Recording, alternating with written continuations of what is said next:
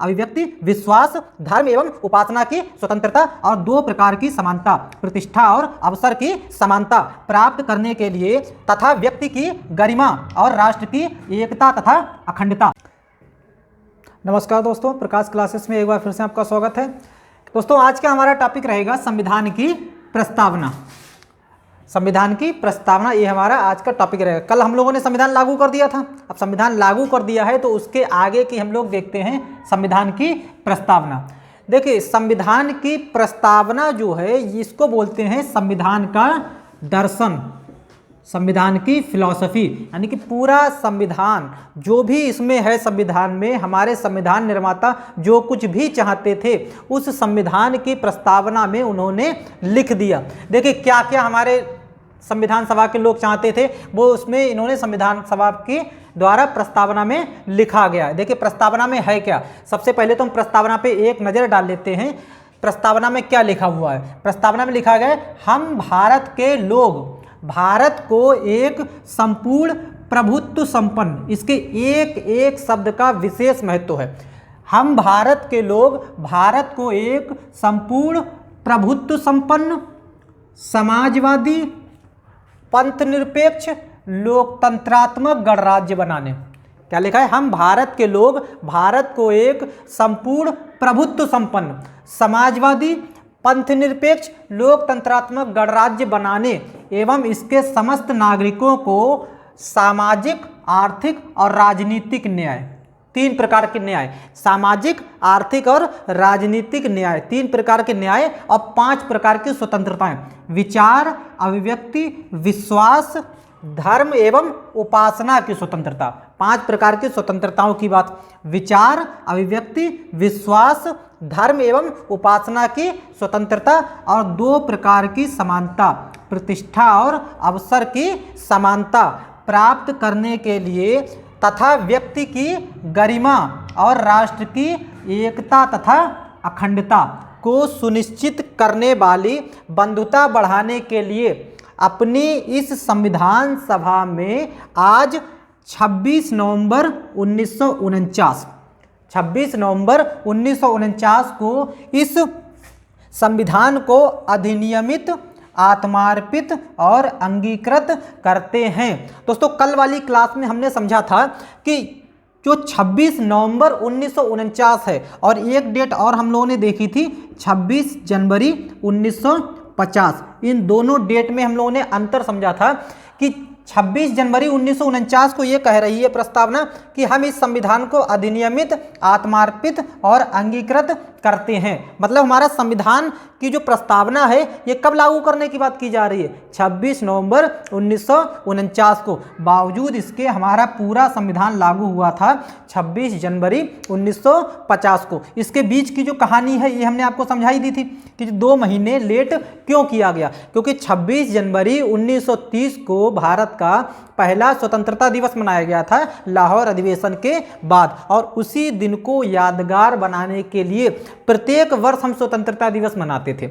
और इसी वजह से हमारा संविधान कब लागू करने का निर्णय लिया गया, 26 जनवरी 1950 को। तो ये तो हो गई हमारी पूरी प्रस्तावना। यानी कि प्रस्तावना क्या कहती है कि भारत में जो लोग हैं, जो भारत के लोग हैं वो भारत कैसा भारत चाहते हैं, तो प्रभुत्व संपन्न, सोवराइन, एक ऐसा देश चाहते हैं जिसकी सत्ता एकदम संपूर्ण हो और जो समाजवादी हो, जो पंथ निरपेक्ष हो और लोकतंत्रात्मक गणराज्य हो। देखिए, इनका मतलब क्या होता है। प्रभुत्व संपन्न का मतलब होता है कि एकदम सॉवराइन हो, हमारी शक्ति पर किसी भी दूसरे का अंकुश ना हो, हम स्वतंत्रता पूर्वक काम कर सकें, ये होता है संप्रभुता। दूसरा होता है समाजवादी, यानी कि समाज को केंद्र में रखने वाली विचारधारा, उसको बोलते हैं हम लोग समाजवादी।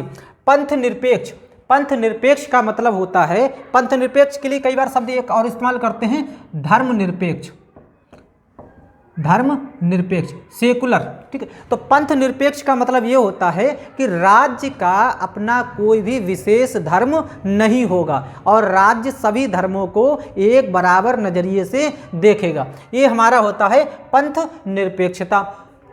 लोकतंत्र का मतलब होता है ऐसी व्यवस्था जहां पे लोगों का शासन हो, जनता के द्वारा संचालित की जाने वाली व्यवस्था। अगला होता है गणराज्य। गणराज्य का भी आपको मतलब बता चुके हैं कि गणराज्य उसको बोलते हैं, रिपब्लिक उसको बोलते हैं जहां हेड ऑफ स्टेट वंशानुगत ना होकर पब्लिक के द्वारा प्रत्यक्ष या अप्रत्यक्ष तरीके से चुना जाए, उसको बोलते हैं हम लोग गणराज्य। तो भारत के लोग भारत को कैसा संविधान देना चाहते हैं? एक ऐसा संविधान जो प्रभुत्व संपन्न हो, समाजवादी हो, पंथ निरपेक्ष हो और लोकतंत्रात्मक गणराज्य की स्थापना की बात करता हो। और जब जाहिर सी बात है लोकतंत्र है और गणराज्य भी है तो बिना अधिकारों के तो कोई लोकतंत्र होता नहीं है। लोकतंत्र में अधिकार भी होते हैं और कर्तव्य भी होते हैं। तो इसके नागरिकों को संविधान सभा के लोगों ने अधिकार और न्याय की भी व्यवस्था करी। तो 3 तरह के न्याय की बात करते हैं, सामाजिक, आर्थिक और राजनीतिक न्याय। सामाजिक, आर्थिक, राजनीतिक न्याय का मतलब ये होता है कि समाज के सभी संसाधनों की पहुंच सभी लोगों तक होनी चाहिए। आर्थिक न्याय का मतलब ये होता है जितने भी राज्य के आर्थिक संसाधन हैं वो राज्य की सभी आबादी के बीच समान रूप से वितरित होने चाहिए। और राजनीतिक न्याय का मतलब ये होता है कि राजनीति में कोई भी समुदाय हमारा पीछे ना रह सके। और 5 प्रकार की स्वतंत्रताएं कौन कौन सी? विचार की स्वतंत्रता, अभिव्यक्ति की स्वतंत्रता, विश्वास की स्वतंत्रता, धर्म की स्वतंत्रता और उपासना की स्वतंत्रता। इन 5 प्रकार की स्वतंत्रता की बात करती है हमारी प्रस्तावना। और 2 प्रकार की समानता, प्रतिष्ठा और अवसर की समानता, यानी कि 3 प्रकार के न्याय, 5 प्रकार की स्वतंत्रता और 2 प्रकार की समानता, इनकी बात करती है हमारी प्रस्तावना। और इसके आगे राष्ट्र की एकता और अखंडता की भी बात करती है कि हमारे संविधान में कोई भी प्रावधान ऐसा नहीं होना चाहिए जो राष्ट्र की एकता को चुनौती पहुंचाए, और ना ही संविधान के द्वारा किसी व्यक्ति को ऐसा कोई अधिकार मिलना चाहिए जो हमारी एकता और अखंडता को चुनौती पहुंचाए। इसीलिए भी हम लोग आगे देखेंगे कि हमारे मौलिक अधिकार आएंगे, उसमें अभिव्यक्ति की स्वतंत्रता सभी नागरिकों को भी प्राप्त है और विदेशियों को भी प्राप्त है, लेकिन उसमें कुछ रेस्ट्रिक्शंस लगाए गए हैं। अगर हमारी अभिव्यक्ति से राष्ट्र की एकता और अखंडता खंडित होती है तो वहां पे हमारे मौलिक अधिकार को, अभिव्यक्ति की स्वतंत्रता के अधिकार को क्या किया जाएगा? सीमित कर दिया जाएगा। तो राष्ट्र की एकता और अखंडता को सुनिश्चित करने वाली और आपस में लोगों के बीच बंधुता बढ़ाने वाली, बंधुता का मतलब होता है भाईचारा, बंधुता बढ़ाने वाली जो हमारा संविधान लागू किया जा रहा है, उसको कब लागू किया जा रहा है? 26 नवंबर 1949 को इस संविधान को अधिनियमित, आत्मार्पित और अंगीकृत करते हैं। ये हमारी पूरी संविधान की प्रस्तावना है जिसमें हमारे अधिकार, न्याय और समानता की बात की गई है। अब अगला पॉइंट ये आता है कि ये संविधान की जो प्रस्तावना का जो इशू आया, ये विचार आया कहाँ से? तो ये विचार आया हमारा अमेरिका के संविधान से।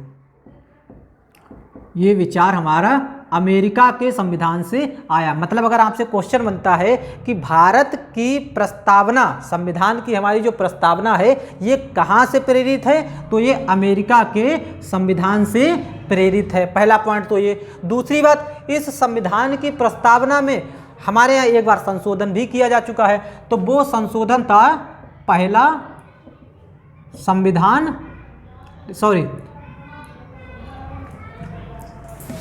42वां संविधान संशोधन 1976। संविधान की प्रस्तावना में सिर्फ एक बार संशोधन हुआ है, वो है 42वां संविधान संशोधन अधिनियम 1976। और इस 42वें संविधान संशोधन अधिनियम 1976 के द्वारा हमारी प्रस्तावना में 3 शब्द जोड़े गए, जिसमें पहला शब्द हमारा था समाजवादी।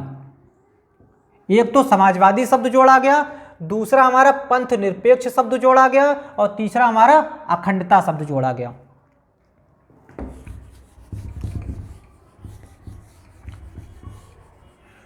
पहला समाजवादी, दूसरा पंथ निरपेक्ष और तीसरा अखंडता। 42वें संविधान संशोधन अधिनियम 1976 के द्वारा संविधान की प्रस्तावना में 3 शब्द जोड़े गए, जिसमें एक था हमारा समाजवादी, दूसरा था पंथ निरपेक्ष और तीसरा था अखंडता। बस एक बार ही हमारी प्रस्तावना में संशोधन हुआ है जिसमें ये 3 शब्द शामिल किए गए। तो संविधान की प्रस्तावना में ये 3 शब्द जो शामिल किए गए ये हमारे प्रस्तावना के मौलिक संविधान में शामिल नहीं थे, इनको बाद में शामिल किया गया 42वें संविधान संशोधन अधिनियम 1976 के द्वारा। इस संविधान की प्रस्तावना को हम संविधान का दर्शन भी कहते हैं। ये कहाँ से प्रेरित है? अमेरिका के संविधान से प्रेरित है और इसमें संशोधन किया गया सिर्फ एक बार 42वें संविधान संशोधन अधिनियम के द्वारा। ये मूल पॉइंट आपके बन जाते हैं संविधान की प्रस्तावना से संबंधित प्रश्नों में। इन सभी शब्दों का आपको क्रम याद रखना है कि कौन सा शब्द किस क्रम में आता है। सबसे पहले प्रभुत्व संपन्न, समाजवादी, फिर पंथ निरपेक्ष, लोकतंत्रात्मक, गणराज्य, फिर इसके 3 प्रकार के न्याय, सामाजिक, आर्थिक, राजनीतिक न्याय, फिर 5 प्रकार की स्वतंत्रता, विचार, अभिव्यक्ति, विश्वास, धर्म और उपासना की स्वतंत्रता, 2 प्रकार की समानता, प्रतिष्ठा और अवसर की समानता, इसके बाद आता है राष्ट्र की एकता और अखंडता। ये आपके शब्दों का क्रम है। ये आपको पूरी प्रस्तावना अगर नहीं भी याद होती है तब कम से कम इन शब्दों का आपको क्रम याद रखना है। तो ये थी आपकी पूरी प्रस्तावना। इसके आगे का जो है हम लोग अगली क्लास में देखेंगे। तब हम लोग देखेंगे कि हमारी जो संविधान सभा ने जो संविधान तैयार किया उस संविधान में क्या क्या था। हमने पिछली क्लास में देखा था हमारी संविधान में एक तो प्रस्तावना है, इसके बाद जो मौलिक संविधान बन के तैयार हुआ उसमें 8 अनुसूचियां थीं।